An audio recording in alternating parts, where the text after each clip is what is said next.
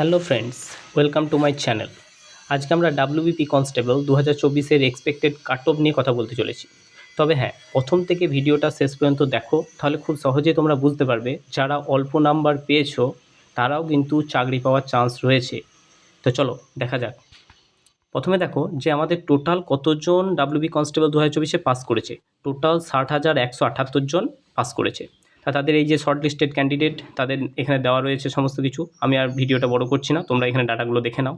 তবে হ্যাঁ, এটা মনে রাখতে হবে কিন্তু এখনও পর্যন্ত এরপর মাঠ হয়েছে, সুতরাং যতজনই যে পাস করেছে ততজনাই যে ইন্টারভিউ দিতে গেছে এমন কিন্তু নয়। আমরা দেখেছি মোটামুটিভাবে 22,000 মতো ছেলেমেয়ে পাস করেছে।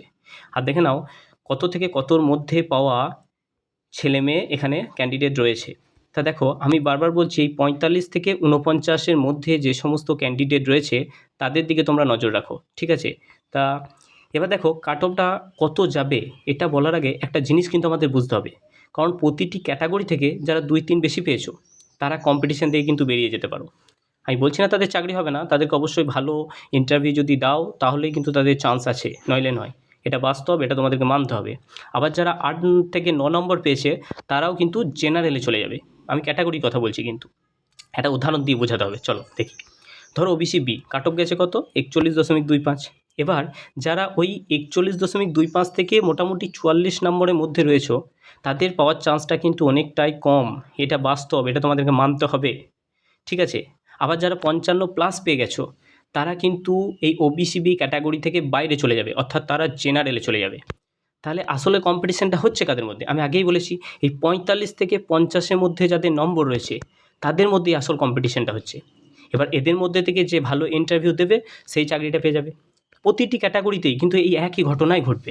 তবে আমি বলছি না যারা কম নাম্বার পেয়েছো তারা একবারেই চান্স কম।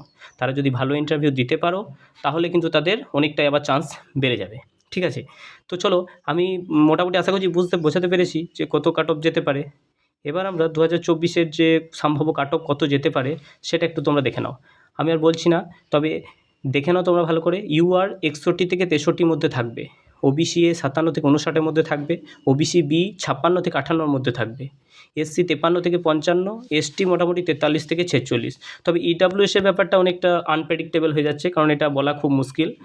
তো আশা করছি তোমাদের ভিডিওটা ভালো লেগেছে, আর আমি আশা রাখছি যে এর মধ্যেই কাট অফ থাকবে, এর বাইরে যাবে না, ঠিক আছে? তা যদি ভিডিওটা ভালো লাগে তোমরা লাইক, শেয়ার আর সাবস্ক্রাইব করে রেখো। আমি আবার কোনো নতুন ভিডিও নিয়ে আসছি তোমাদের সামনে। ততক্ষণ পর্যন্ত ভালো থাকো। জয় হিন্দ, জয় ভারত।